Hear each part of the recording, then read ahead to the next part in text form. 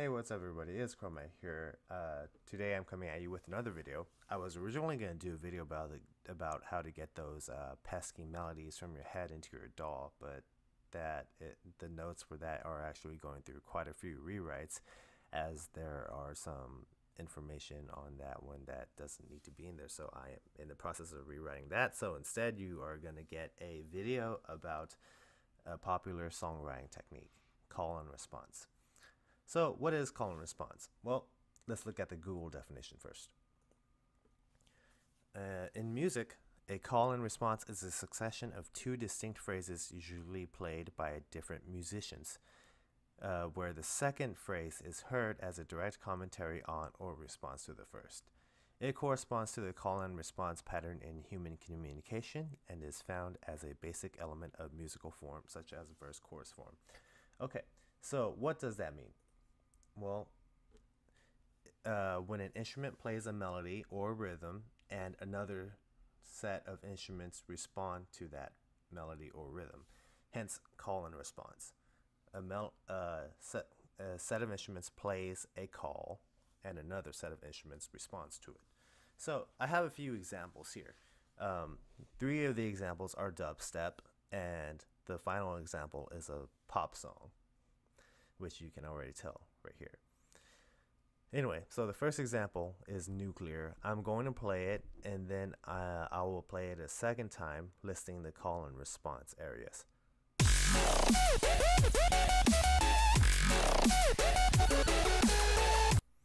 Okay, so a second time, this time, I will be naming the call and response areas. Call, response, call, response. And so, as you can tell, the initial call was the growl and the response was a melody that came right after. Now let's go ahead and move on to Night Party Bonfire.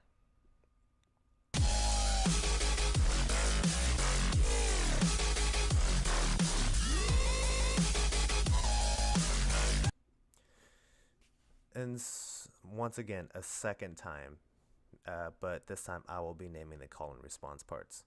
Call, response, call, response, call,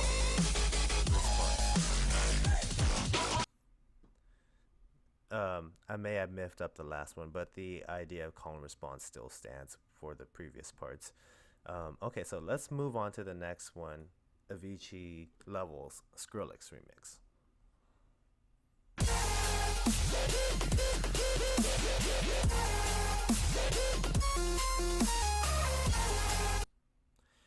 Okay, once again, me naming the call and response parts. Call, response. Call, response. Call, response. Call, response. Okay, and then the final example would be the pop song, Lord's Greenlight.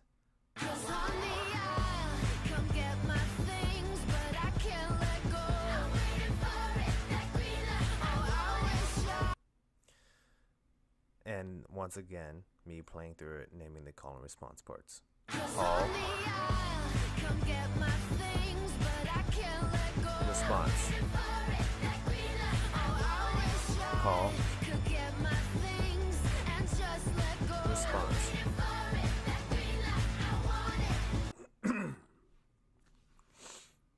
So, in those examples, the call and response parts were very easy to pick out, which it should be in the majority of the call and response songs that you listen to,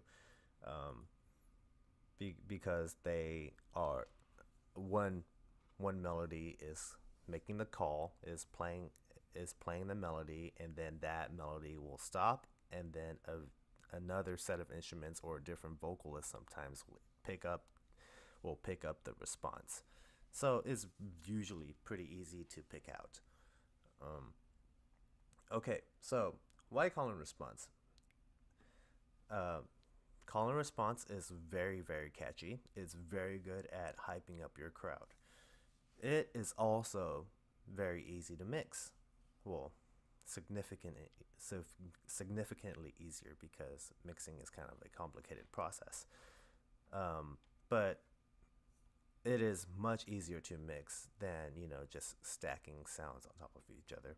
Since the majority of call and response relies heavily on using different sounding instruments at different points, as in direct response to each other, it makes it easier to mix due to less conflicting elements being played at once, therefore making the call and response louder and more powerful.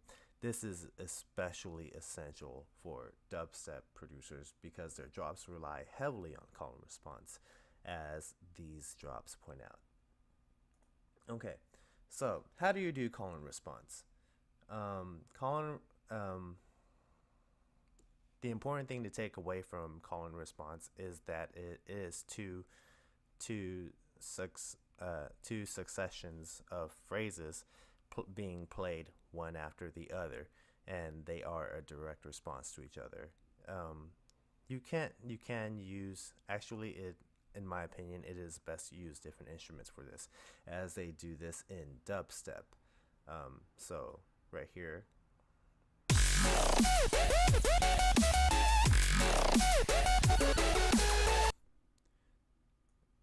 notice how the part that follows the call is not the same instrument as the call itself.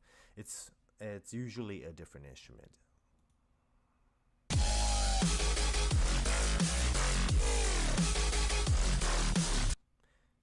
And again,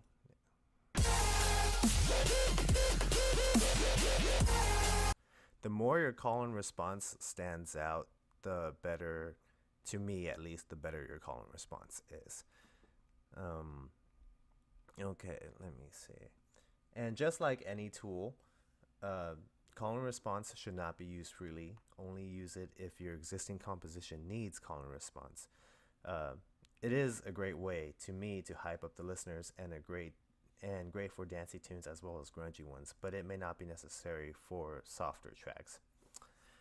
But even then, there are exceptions to this rule, as Lana Del Rey uses it in Music to Watch Boys 2. Lana Del Rey, I really like her. I'm a pretty big fan of her songs, and Music to Watch Boys 2, while it isn't one of her best songs, it does have a very clear use of call and response. And even though call and response is a great way to hype up the crowd and get them involved in your music, um, she uses it very effectively in that song. And Lana Del Rey produces she sings to the more mellow songs. I don't think she produces it. Sorry about that. I coughed. Um, anyway, if anything that I said in this video tutorial confused you, go ahead and let me know in the comments. Call and response can be a complicated subject, so if you find that you are not understanding it, I would suggest reading the Wikipedia article. They have a few songs on call and response as examples, and one of those examples is actually Carly Rae Jepsen's "Call Me Maybe," because the chorus has her singing, and then there are bits in between her chorus where it's the uh, violin synthesizer playing as direct response to her vocals. So anyway, so I would recommend you reading a few articles on call and response if this video very was not as helpful as I initially wanted. So yeah. Anyway, if you guys like the video, be sure to like the video, subscribe. I have 2 videos coming out every week. And if you guys have any questions, go ahead and leave them down in the comments. And as always, you guys, have a nice day.